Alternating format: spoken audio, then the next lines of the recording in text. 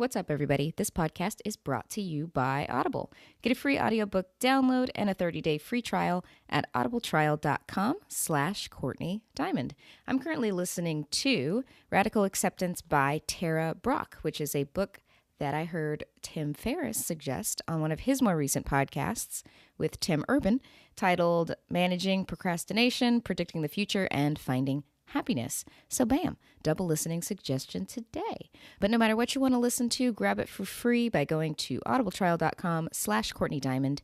It's a great way to support the podcast, so use it and share it with someone that would love a new book to cuddle up with. Now for this week's podcast, I sat down to chat with the writer of the blog Boodaism.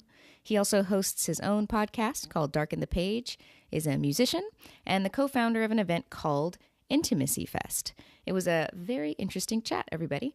So with that, I hope you enjoyed this conversation I had with Dave Booda. What's interesting about your past, I saw you were in the Navy, right? I was in the Navy, yes. So, and I went to the Naval Academy, which is weird for some people. So, and now you're a blogger, and what else do you like to say that you are at this point? Well, I don't like to say I am much things, but but you do have to define yourself sometimes, and that's okay. But yes, I do.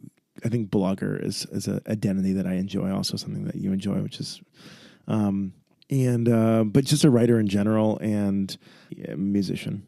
You know, I've been playing music for a while. And so, but yeah, writing and the blog is really something that's extremely important to me. And that project has been sort of the most important thing I do for myself, you know. Doesn't make much money, but it's important. I understand that fully. So I guess I'm curious as the steps between being in the Navy, in the Naval Academy, and then how did you get to this completely different kind of identity? Yeah, it's weird. It's funny. I had a guy message me the other day who reads my stuff, who is actually a friend of my sister's, who went to college with my sister. My sister is very traditional. She's not weird in a lot of ways that I am. And he reached out to me because he's in a polyamorous relationship with his girlfriend and he's struggling with it. And I don't know, he wasn't asking for help, but he was just expressing what's going on. I was like, dude, you should call me, man. I'll help you out. Like, I totally get it. And at the end, we were joking. He's like, yeah, part of the reason I felt like I could reach out to you is that, you know, I knew your sister and I knew you were kind of a relatively normal guy, but had done this stuff. And I was like, yeah, you know, the normal, like, Naval Academy, polyamorous. It's like a very normal gender combo, questioning. Right? Yeah. Like, of course, the usual. Yeah. You know, but I don't know. I think I went to the Naval Academy in the Navy because I'm a rebel and it's hard to be a rebel without a system. And so that was part of it, the allure for me. I like seeing what's possible within a system. So it's like, I'm not even like about breaking rules necessarily, but seeing how far you can go within the rules that are actually there. Because most people don't do that. Most people just like say, okay, that's the rules. I'm just going to stay in the middle of the room and not touch the fences. Because if I touch the fences, I'm going to get in trouble, even though that's technically still within the fence lines. And I'm like, check it out. And then I'm over by the fence and like, you know, and then somebody's like, you're outside the fence. No, I am technically inside the fence lines, motherfucker. So, you know, do you want to change the rules or do you want to be honest here? That's kind of been my life for whatever reason. Nice. So that gave you a good structure for that. So I played within the fence lines a lot. I mean, I still do that in many ways. I'm not a big fan of breaking rules in a way because it's like I want to see systematic changes. So if I go and I stand over by the fence line, I'm like, hey, check it out. This is still within the rules. And then maybe some of the people are like, oh, well, I want to be over there too. I don't really want to play within the rules either. I want to be over by the fence line. If that's within the rules, I'm going to go over there too. And then all of a sudden there's like a party over there. But then, you know, if the people are like, oh, they have to actually question, they have to make a more intentional fence line. They have to actually think about this stuff. And I think I want to inspire that. This is a very like big metaphor. Yeah, no, it makes life. Total sense with the type of things that I've seen that you're writing about too. So question for you as a writer. Yeah. What is your creative process? Oh, do you know I have a whole podcast on this? No, I haven't. I have a podcast called Darken the Page. So I interview writers and creatives and artists and stuff, and we just talk about the creative process. And because I love this question, like I'm very excited about this because I find that I would listen to these interviews with writers and there'd be like 5 minutes of it where they're like, and so like, what's your day like? And they're like, Well, it's no big deal. I just I get up at like 7:47 a.m. every morning, and my cat jumps over my head. And if that doesn't happen, it won't be a good day. And then I get up and pour myself a perfect cup of coffee, and that means this. And then I sit at my desk. But before I sit at my desk, I light the candle, and then I clean the whole room, and then I make magic. And you're like, whoa, that's fascinating. Like it's just. I wish it was that. Well, ready-made, because it doesn't seem to work that way for me. Or they're like, alcoholic and depressed, and they still manage to do brilliant work. But whatever it was fascinating. I was like, let's talk about this. This is super interesting. So that's what I mean. That's my context too. I thought I liked this question. So I have a writing schedule where a posting schedule. I post every Wednesday.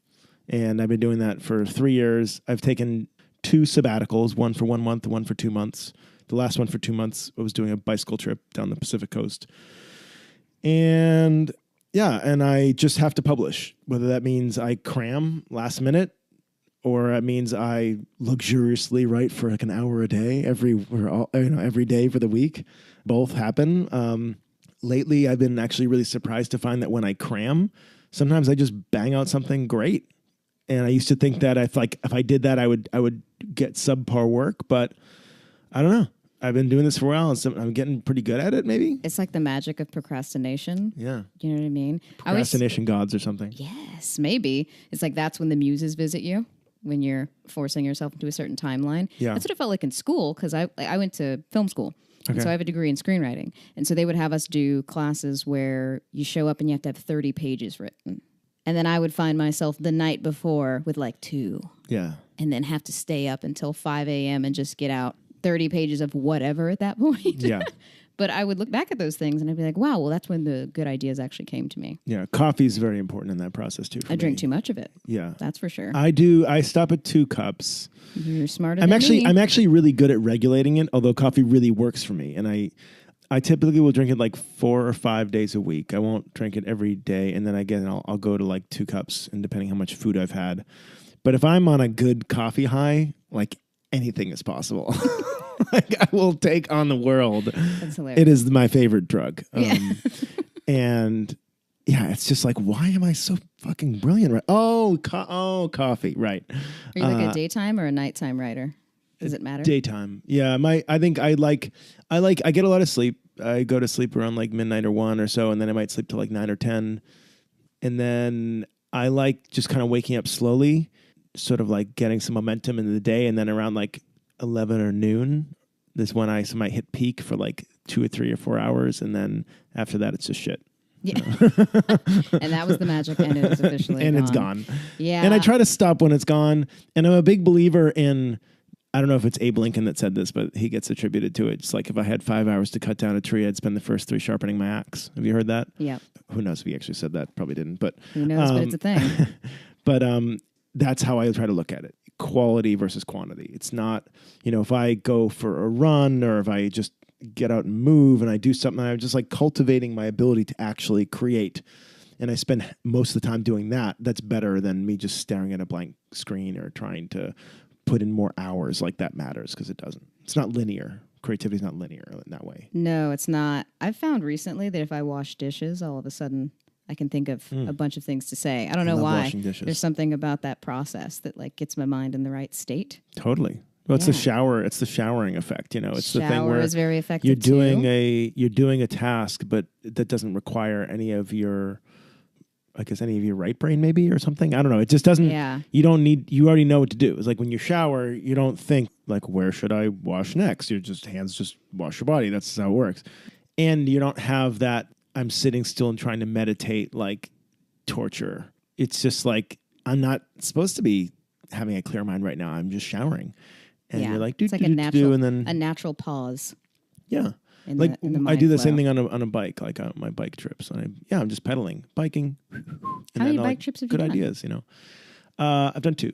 I did one across Europe from London to Turkey to Greece, 3 months. And then I just did this one from Vancouver, Canada to here.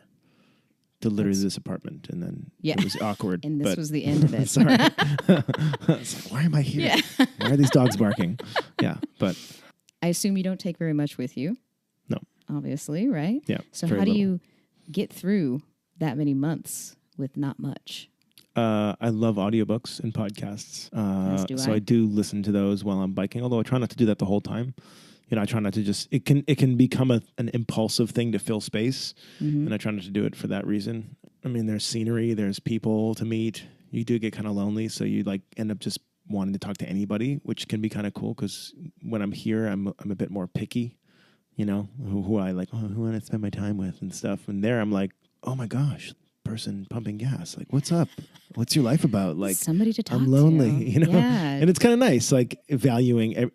The cool thing about bike touring is everybody has worth to you, legitimate value, because I'm always looking for a place to camp and sleep that night.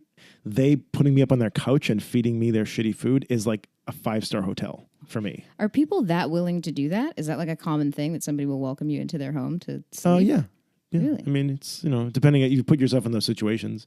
Yeah. There's a thing called warmshowers.org, which is a website, and it's like couch surfing for bike tourists. So other bicycle tourists just put you up and you just message them and they're like, yeah, come on by. And that's great. That's pretty cool. This built-in community. Yeah. But other than that, I would sleep in like state parks. You can do that for $5. They give you a little campsite if you're a biker. If you're coming in a car, it's more, but they call it hiker-biker rates. And the state park's all up and down the coast. Oh, that's awesome. Yeah. What's your main reason for doing them? Escaping, being an adult, mostly. Especially this last one. I was just like, I think I had a sneaky feeling that I knew I needed to like just kind of buckle down and start thinking about finances and like income and just do a better job with that. And I was like, I gotta just go. I need to run away. Yeah. And so I just did about 45 days on the road. I think I brought like $400 in cash, and that's like all I had. I just was like, fuck it. I shouldn't be doing this right now, but I have to. I know people that spend that in 2 days. Yeah, totally. And yeah, I mean, I spent very little money and it was great. And then I came back and I started being an adult.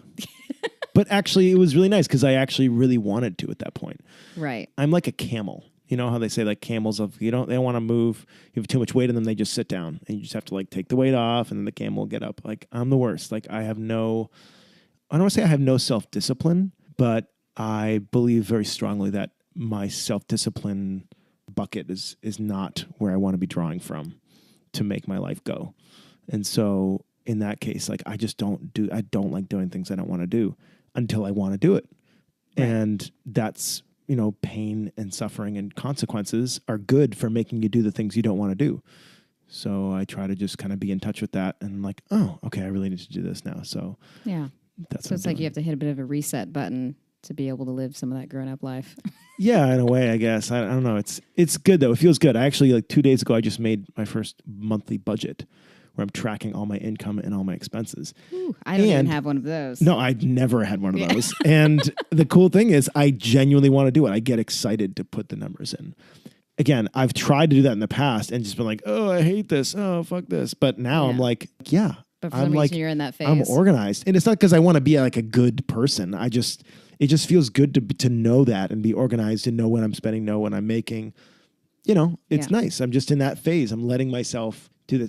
There's a guy who was sort of a big mentor of mine, and I talked to him every week for a while. He taught me a lot about life. And one of the things he said, which I absolutely love, I was in my 20s at the time when I was talking to him, and I still talk to him, but he said something like, I think the point of life is to just like really be in the phase of life you're in and just live it and enjoy it and let it change, but just be in it.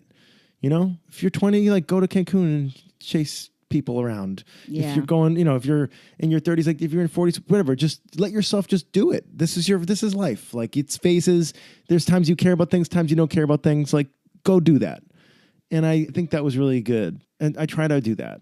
Yeah. It feels like sometimes when we feel the need to change, all of a sudden we tell ourselves that that's wrong, or other people around us will think that it's wrong because we're being different than we were before. It's hard. And they recognize you as a certain thing. Yeah. So if you try to make a shift, they kind of make you feel weird about it. Totally. But yeah, we definitely go through phases. Yeah. Let's talk a little bit about the polyamorous relationships and intimacy fast. So I'm meeting more and more people that are polyamorous all of a sudden, or I'm hearing it more. Okay. It's around more. Yeah. What's with these people is what you're thinking. I'm just I'm curious about it just because it's more prevalent. Yeah, it's more prevalent, and I'm running into more people that are at least curious about this, that are interested in it. Yeah, the concept of consent, the concept of all of these types of things. Speak to that a little bit, since I know you're all up in it. Yeah. Boy, I don't know where to start. I know it is definitely I'm hosting. I mean, I'm helping the production company host a screening of a documentary that's coming out called Monogamish on Monday. You should come. It'd be fun. It's on North Park. Monogamish is a term that Dan Savage came up with. He's a public intellectual around this space. Been doing a column and a podcast for many, many years. He's kind of like the father of modern sex advice, I think, for me. I think that the way we do monogamy right now it's just destined to fail, like horribly, like down in flames kind of shit. It's not that monogamy itself is bad, like having one partner and being sexually exclusive to them is nothing wrong with that. But it's all the stuff we've woven into monogamy, like possession. I mean, so I use this example that this is kind of a funny thing. So let's say I was on a first date with like a normal person doing whatever.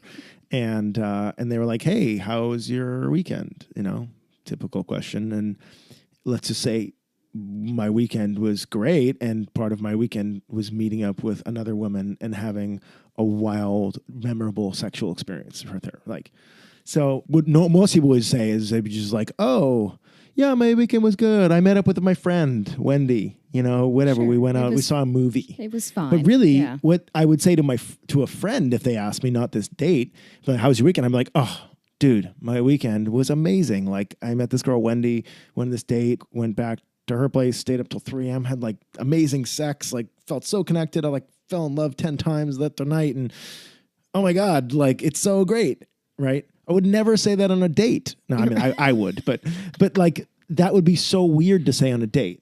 Right. But have you said that on a date? Well, I say that all the time to people on dates because the people I date that's not weird for them, but that's another story. Yes. But the idea is like, okay, so let's think about that for a second. So why is that person getting upset? We know it's normal to get upset, but like, why would they care? Why would they get upset? What that person's doing is actually being honest, because they're answering the question honestly. They're being transparent. They're showing like a sex positivity that for them, sex is something that doesn't happen in a dark closet somewhere. They're just like, sex is sex. It's okay. So why would we care? And I think the reason is because we have woven in possession with love. And what possession means is not what it started out to mean in the Bible and what we all did that, which is like, okay, you're my wife, so my property, and I'm going to trade you for like 6 cattle or something. We possess people's happiness. So the way I can control you is I'm like, well, Courtney, like I hear you like tango dancing, but I'm not comfortable with you dancing with other men.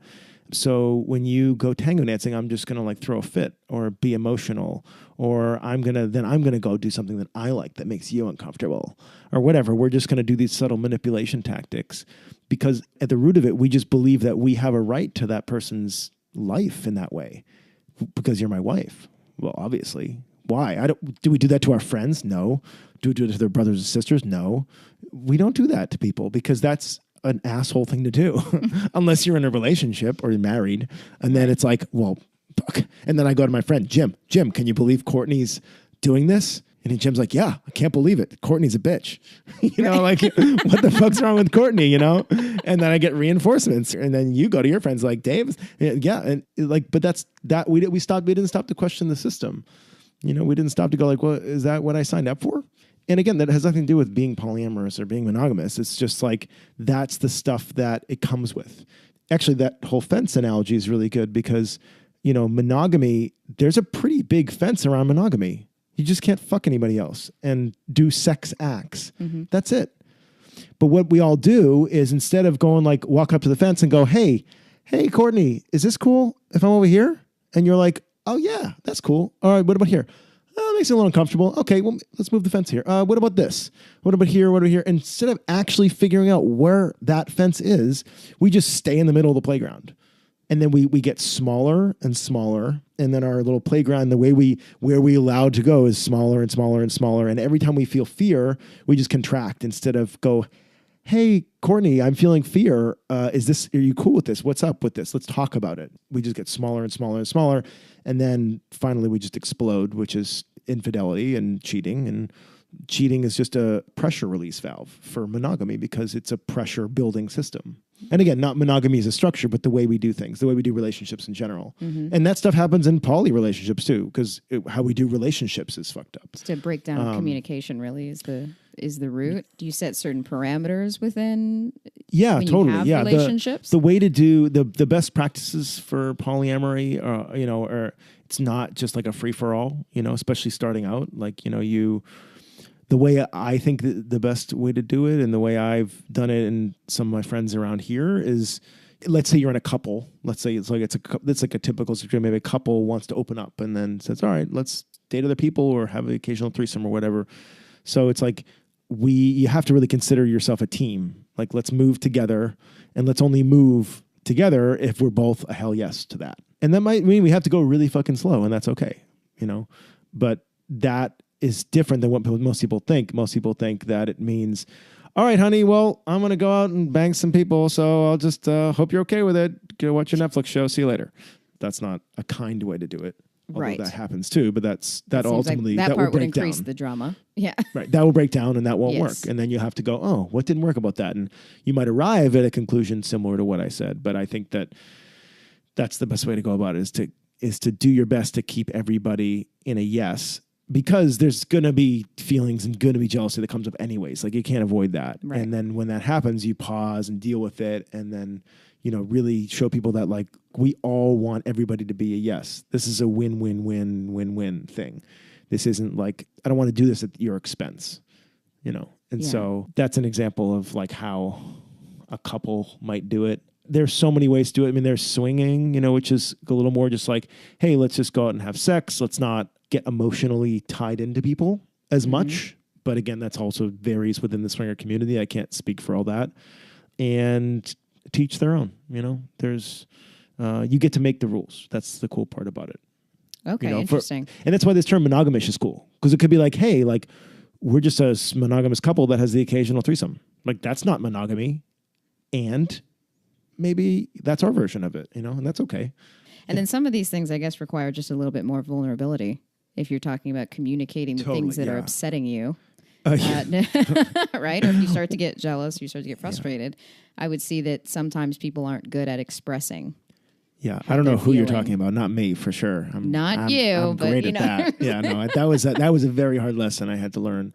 Yeah. When I first opened up, I was with a partner for 4 years, and we went into the polyamory waters together. And I realized, like me, I'm from Boston. I grew up in a family that just sweeps stuff under the rug when it's uncomfortable, and we never talk about anything. And she actually grew up in Poland, and with the exact opposite experience, which I think is maybe more typical of like Slavic culture. That is a huge generalization. I could be totally wrong, but they're a little more direct about things. It's like, you're being a jerk. They'll be like, you're being a jerk. Or if like, they'll just tell you what's going on. Yeah, it's definitely a culture thing. We want to keep it nice, keep the peace, not say anything. And one of the things that did for me as a negative was help, teach me to like not share my feelings authentically and just instead be like, make other people wrong or like tell them how to fix themselves. And really, I just wanted to be like, oh, like I just felt really sad there when you did that. And so, yeah, that's tough. But it was definitely that was hard. And I'm still working on that. I mean, it's got to be a little bit ongoing. Yeah. Right? Oh, for sure. I mean, feelings, man. But I'm like happy to say that I'm like legitimately a lot better at it than I used to be. If I wasn't, I would be like, I'd have gone insane by now, because polyamory really, forces you to actually get that shit together. Because if you don't, like, you're gonna be so miserable. Yeah, I would imagine. And that just doesn't work. I would imagine. Does that tie into this? Is Intimacy Fest, is that something that you started? Yeah, Intimacy Fest I started with my previous partner, Paula, in 2015. It's not a festival that is about polyamory. It's inclusive of that, and a lot of the people that come are in open relationships, but it's really just about the magic of connection, of just deep connection, whether that means group people sitting around sharing things they don't want other people to know. and what happens then, or people cuddling together or learning massage, or it's really just, I like intimacy as like a general term for something that I think we all really just want, you know? And again, it's not about sexuality, although it can include that. But, you know, intimacy is just kind of like what happens when you just get real and share the stuff that you don't put on Facebook. You share the selfies that you didn't post. And it's like, that's the shit that's like, oh. That's the worst. You know? But then people are like, oh my God, I feel like I know you. And you're like, you just feel close to them. Yeah, and it seems like people like you better when you share your faults. Yeah. When you break down that little bit of a facade, like, you take that armor down because a little bit. We're all massively suffering from comparison shit. Oh, yeah. You know? And so it's nice to get a relief from that once in a while. To be like, oh my God, like, you mean Courtney doesn't wake up like that or something? Or, you know, like that's just like, it's hard, you know, it's hard out there. And so, and that brings us close. Like when I first started hearing about this, I mean, I used to be the guy back in my 20s and everything where people would be like, how's it going, Dave? I'm like, it's great. I was like a walking Tony Robbins seminar. So I was like, everything's great. And I joined a men's group up in Encinitas actually. And there would always be these like check-ins. They're like, okay guys, like, how you feeling? And I'm like, I'm feeling great all the time. My life is great. Right. And the guys were like, you know, Dave, I don't really feel you, man. Like, I don't feel like I know you, you know? And I didn't know what, I was like, why are you bringing me down, man? What's your problem? You know, what's your deal? Nobody can connect to that. Yeah. And it wasn't that, and like, yeah, on some level that was true for me. But once I shifted to, oh, okay, the purpose of sharing here is to bring us closer. Mm-hmm. Oh, I get that. Like sharing the highs and the lows is really good for that too. So I might be like, yeah, you know, things are great, but here, and you know, I feel like super broke right now because I'm not making much money, and I feel shamed about that, and yeah, and this is good. It's just like actually sharing your full spectrum of experience as it happens for you. Mm-hmm. Inside of ourselves is a roller coaster. It's not. That's just how it is. It's not the same every day. Not a highlight reel. What we do on social media is a highlight reel. Absolutely. It gives people a chance to relate to you when you share those other things, right? So the people that show up to these things, are they people that are trying to become more comfortable with intimacy, or are these people that are already pretty comfortable and they're just taking a reprieve? Both. Yeah, we have a lot of people. I think one of the best parts about it is the quality of people we have there. You know, I mean, I have a friend of mine named Reed Mahalko, who's a sex educator who comes and teaches and does some things, and then I lead some workshops, and so does Paula, you know, but really the magic happens when people just meet each other. I was actually just reading something I wrote about last year's event, and I was just recalling like how much all the people there made such a difference, you know, not surprisingly. I mean, it's not like what I facilitate is that, you know, it's really just about like the way people show up and role model things for each other. Yeah. And it's only about 40, 50 people. So it's an intimate event. For sure. So. Can you think of anything that's like any particular event that stood out to you? Well, there's this one game. I call a lot of things games because it's fun, even though it's like deep sometimes. But there's this one thing which is, I call it What's Between Us. And we made it up on actually the first day of the first Intimacy Fest. And Paul and I we lead a lot of workshops on intimacy related things. And I was having this conversation with my friend Jess, who I'm actually living at her house right now. And she had been dating my friend Justin for a while. And that's actually how I met her. She had always been, Jess, who's dating Justin. And they'd broken up. And a few months before Intimacy Fest, and Jess was at Intimacy Fest, I was talking to her and she said, you know, it's nice to be with you here, Dave. And I feel like it's nice to be with you because there's always been a Justin between us. And again, Justin, we both love Justin. He's a good friend of mine, you know, but it was true. I was like, oh yeah, you're right. That's one of the things that was keeping us from, it was like always been a barrier. There was something there in that space. That's what's between us. Justin. And now Justin's not there. Or the fact that we named that allowed that to dissolve. And so we can see each other more. And I just loved that language. I thought, oh, that's cool. That's what's between us. And so I was like, all right, everybody, we're going to play a game. It's called What's Between Us. And I just have people mingle around and I have them consider like what's between you and this random person you're looking at or somebody else. And it could be like, I'm really attracted to you and that's weird. and I'm acting weird, and I just needed to acknowledge that. And then it's like, okay, that's done. Or like I heard somebody say a rumor about you, like you're like a witch on the side or something, and that's always made me a little bit scared of you. Or like, you're Chinese, and I judge you, and I think you're smarter than I am, or make more money than I do, or you're, whatever. Like there's all these things that are between us that if we just spoke to it and we're just honest about it, they would dissolve because all they were just something that needed to be talked about. And so we play that game a lot. And it can get, it's edgy. It's like when I play this and I do it right, it's always like, I don't want to say that. I'm like, oh shit. Cannot possibly say that out loud. And then after you say it, it's like, the air is clear. Yeah. And so we just do that over and over again. Not that particular game, although we play that several times. But we do different things that are that process for like 4 days.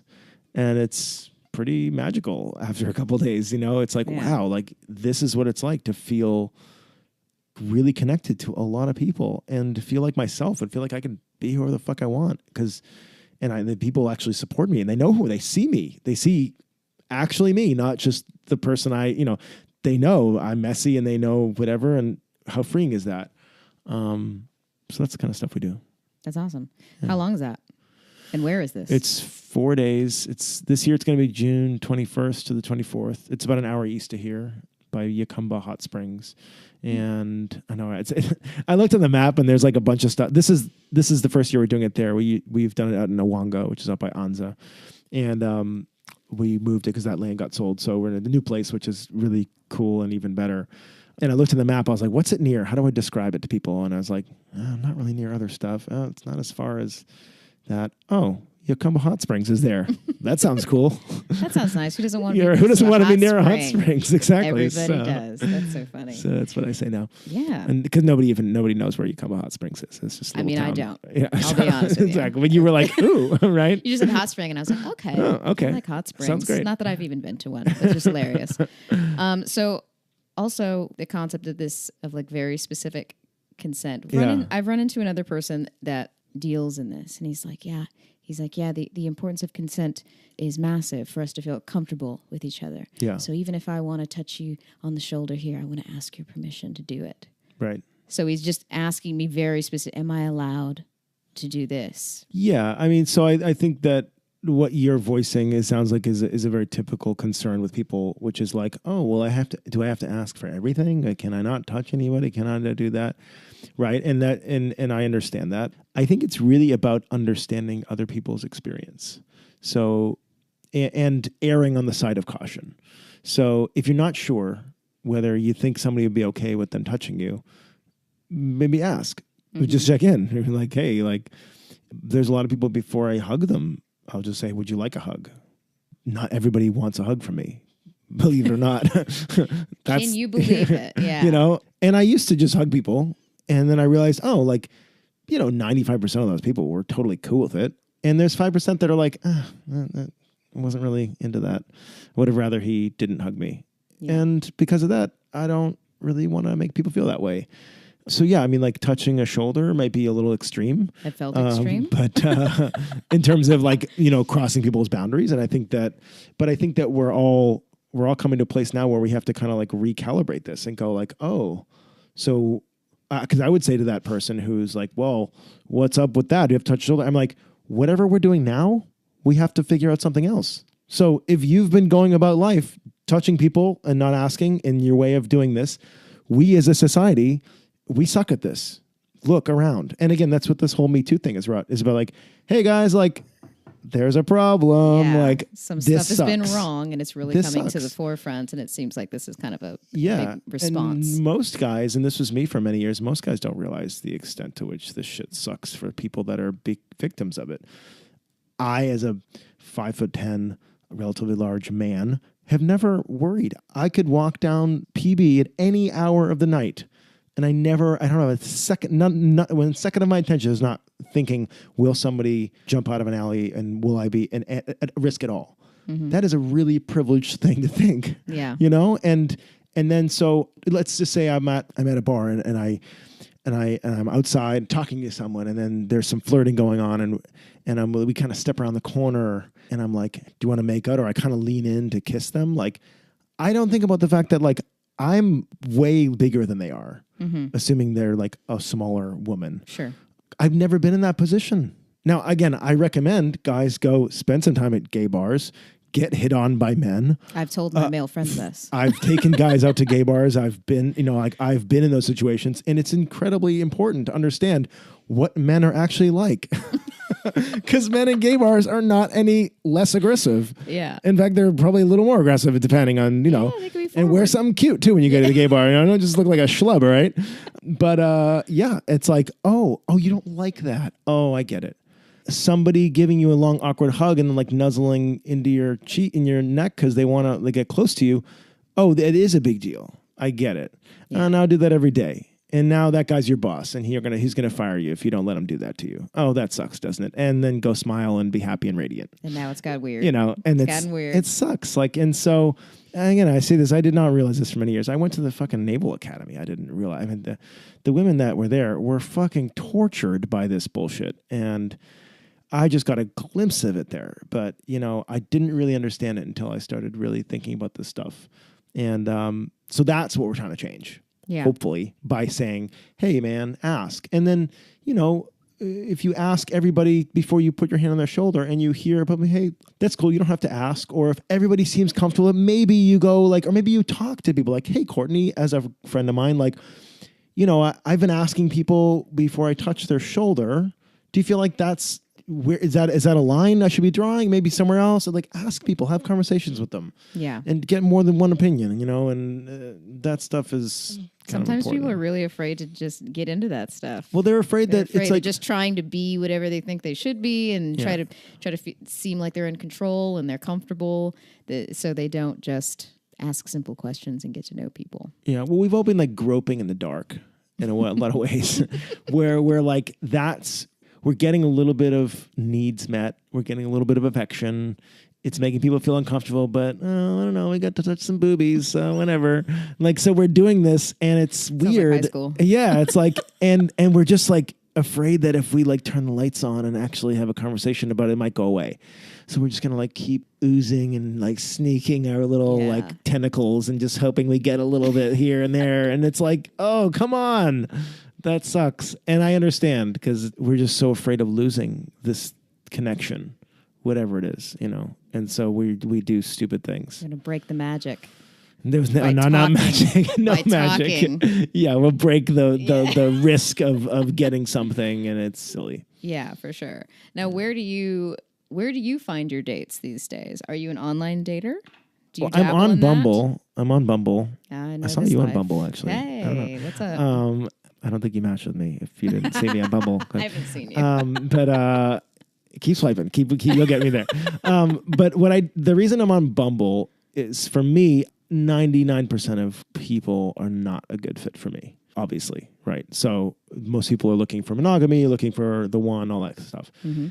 Bumble works for me because my profile is very explicit about who I am. It says single, identified as polyamorous, must be open to transparent, honest conversations, sex positivity is a must, blah, blah. Don't give a fuck about sports and drinking or something like that. So 5'10", you're clear. Yeah. Because everybody... 5'10", here's my Instagram. Everybody says is sports or drinking. What? Is that it? That's all you have to say about your life is go Bengals or I love Sunday, fun day, wine day, whatever. Fuck that. Anyways. So I just put that out there in case somebody's oh my God, yeah. But Bumble's great because people have to message me. I get a lot of matches, but I don't get a lot of messages because I think women don't read profiles, apparently. You don't think so? God, I feel No, I don't. I thought they did. Well, me and my friend Michelle are always talking about this because we're on there. We make sure to read them. And if they put nothing, they're an automatic no for me, no matter how hot they are in their pictures. I don't care. So do you end up meeting people on here? Yeah, actually went out with a woman last night that I met, and it was great. We had an amazing time. I've met 2 women on there. I've been on there for a year or 2. I mean, it's few and far between, but I also don't spend a lot of time messaging with people. My ROI for Bumble is amazing. I barely spend much time on it, and then people match. Actually, it's funny. There was just a girl who just messaged me, and sometimes people will message me and be like, "Hey, what's up?" And I'm like, "Hey, what's up?" And I'm basically waiting for the did you read my profile? It's awkward. Do you know? And I say this. I mean, I literally actually. You don't want to waste your time. I don't know if she got back to me. I was like, hey, can I ask you a question? This is what I do. Oh my gosh, hold on. So this is the girl named Sophia. Oh my God, this is funny. All right, I'm just gonna tell you what's happening here. This is all there is so far, right? Okay. Hey, can I ask a question? Sure. What had you message me? She says, I don't understand the question. So now I'm gonna have to explain to her what because I'm like, why did you fucking reach out to me? Like what's spell up? it out. You know, like. Again, that's kind of awkward for people. Like, wait, I thought we were just going to do small talk and then blah, blah. I'm like, no, let's talk. Let's be intentional about this. I guarantee you that, so there was another conversation with a girl about like her like a week ago. I was like, hey, what had you messaged me? She's like, you look cute in the picture of you in the hoodie thing or whatever. And I was like, oh, cool. I was like, did you see the part where I said I was polyamorous? And she's that's like, going to play a factor here. Yeah. And again, not that I couldn't date you. I can obviously date a lot of people, but like that doesn't work for most people. Like, you know, did you see that? What are your thoughts on that? My profile is pretty polarizing. If people don't mention it in the first couple lines, like, hello, you know, you're either like, oh my God, thank you for existing. I'm looking for you, or I don't want anything to do with you, or I'm really curious, or I just want to hook up, which doesn't happen, but I think whatever.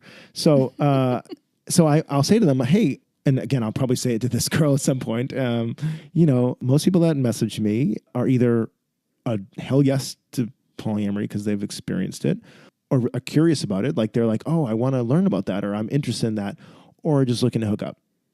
So tell me about it. Do you have an experience with that? You know? Mm-hmm. And then she's like, no, I don't know. I was like, okay, fine. Like, I'm confused and I'm scared. Yeah, exactly. I'm not trying to be like bushy or mean or anything. I just want to like. Well, no, but you want to be talking like, to people come on, that like, you know, trying to do the same thing. Yeah, and I love telling people about. Obviously, here I am chatting about polyamory. Like, you don't need to be an expert. You don't need to be. Let's talk about the elephant. Like, that's a fucking elephant. I'm like, hey, I'm polyamorous. Cool. How's the weather? Like, no, there's an elephant in the room. Like, let's talk about it. So, that's good. Well, at least you're open about it. I try to be. I mean, I just try. Saving yourself a lot of strife.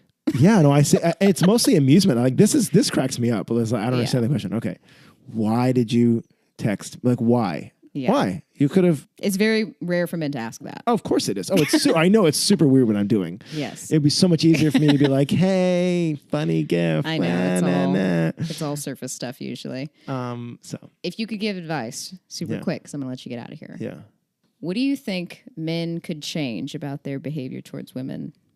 What do you think the most important thing they could change right now? I think they could go to gay bars. They could go to gay bars and they could not be so afraid of putting things up their ass. Oh. The male will love prostate. Of course, they're going, oh my God, no. The male prostate is a thing. It's just like the female G-spot. It's the male G-spot. It's obviously something gay men have understood. So it's more associated with gay men, but it's not about that at all. It's just we all feel pleasure and every time we poop. So there is a spot. I wrote an article about this. There's 5 awesome fucking reasons why straight men should take it up the ass. Perfect. And I prefaced it by saying, oh, do you feel a little frustrated by a lot of the Me Too stuff that's going around? What can you do? How do you help them? Here's how to do it. Here's how to help culture. Change yourself. Stop being so homophobic. Homophobia is a huge fundamental problem in our culture that's creating all sorts of issues, including the sexual violence. Like if people ask me, this doesn't happen too often because I'm a classically like masculine-ish dude, but if someone's heard me sing like when I play gigs, I'll sing like Natural Woman or like Son of a Preacher Man or some songs that are traditionally sung by women, and you wouldn't change their, Daughter of a Preacher Man or Natural Man. It just doesn't sound the same. Right. It's stupid. So if someone's like, oh, are you gay? If I'm like, no, like I'm just perpetuating the same bullshit culture. That's like, like who fucking cares? Like, am I Italian or am I Swedish? Like, why would I? Like I'm singing a song. What's the deal? So the thing men can do is to play with the edges of what they consider masculinity or all this other stuff. And yeah, like I said, I can go to gay bars is great. Like go to like a heavy leather gay bar too. So when you're gonna get hit on like really step out of your comfort zone here, man. Yeah. And and like what's the worst? Here's the thing. It's like, you go inside the mind of a man, I suggest that too. They're like, well, what if I get a hit on and have to like say no? And what if I have to like deal with people being aggressive? I'm like, yeah, that's the fucking point, Yeah, dude. like a woman does all the time. Exactly. Like, I hope you get hit on. I hope some dude makes out with you without you wanting it. Oh my God. Again, like, that's the fucking point. Like, it sucks. And then you'll go, oh, now I get it, Matt Lauer or whatever the latest guy is, you know? Like, it's just a never-ending stream now of men. Yeah. It's all coming out of the woodworks. Yeah. It's all coming out. And it's great. Like, I'm glad it's happening. I mean, Yeah. it sucks for the people like Matt Lauer's wife and other people. That there's all sorts of things that happen with it. It's, you know, we're just realizing it, you know, I mean, some people say, oh, this is a thing that's happening now. I'm like, I don't think this is a thing that's happening now. This is called normal from now on. Like, this is what it's going to be. Women aren't going to decide in like 2 months. They're like, all right, we're good. We've accused enough men. There's 3.5 fucking billion men in this world. I don't think women are done anytime soon. And I think, you know, and I think it's going to get more nuanced. Like, then some men are going to legitimately be like, like, I've actually felt kind of assaulted by this woman, or we're actually going to start talking about this stuff and going, oh, this is a problem. And then we're going to go, okay, now I want some sex ed. I know I grew up with abstinence only and I thought that was okay, but maybe we should learn about sex ed. I know maybe sex ed should include something other than reproduction. Sure. Maybe it should include things like pleasure and consent and gender identities and sexual orientation. And maybe we should start talking about some of that stuff because we see it's a problem and the problem's not going away. This is not going to be, oh yeah, remember in November and December of 2017 when all those guys were getting accused? No. This is going to be, and you know what? This podcast is going to be around for a while. So if it's like 2020 right now and somebody's listening to this and this is not still happening, then I'm wrong. Yeah. But I think it's going to be the case. Yeah, it's true. I think we can thank Donald Trump too, to be honest. I think we can thank Donald Trump because he's a train wreck of a human being, of course, and has woken people up to be like, it's not okay to be silent anymore. It's not okay to just sit there and watch bullshit happen. You need to say something or that's going to happen. And that happened. So we're like, okay, we're not going to let that happen again. We're going to say something. Because if this culture happened, I mean, really, if this culture was like it is now, 10 years ago or 20 years ago, Trump would be just like Matt Lauer. The headline would be, reality star Donald Trump fired from The Apprentice for sexual assault. 2006. There you go. Doesn't run for president. But it wasn't like that. So here he is. So here we go. President. Yeah. We're definitely in the beginning of a new phase, I would say. Yeah. Hopefully. It's all phases. Yeah. Tell people what your website is, where they can find you, all that good stuff. Well, we talked a lot about Intimacy Fest, so you can check out intimacyfest.com. It's happening June 21st to the 24th outside of San Diego. Courtney will be there. It'll be great. With the dogs. Actually camping their dogs. But and you can go to, if you want to check out the writing, it's Boodaism.com, BOODAISM.com. And or you can just type it into Google. Although Google will say, "Did you mean Buddhism?" And you'll be like, and "No, you I say, didn't." "No, motherfucker, I didn't." And then someday Google will learn, and they'll like, "Okay, we get it. There's this guy out there." There you go, and then you've made it. Yeah, then I made it. So. Awesome. It was nice talking to you. Yay! Thanks for having me. That's it for this one, people. Make sure to follow me on the socials at Courtney Diamond for updates on new podcasts, and head over to CourtneyDiamond.com to check out the blog. Thanks for being here, and if you've enjoyed this podcast, please leave a nice rating or comment on iTunes. I'd very much appreciate it. Hope you guys have an amazing day, and I'll talk to you soon.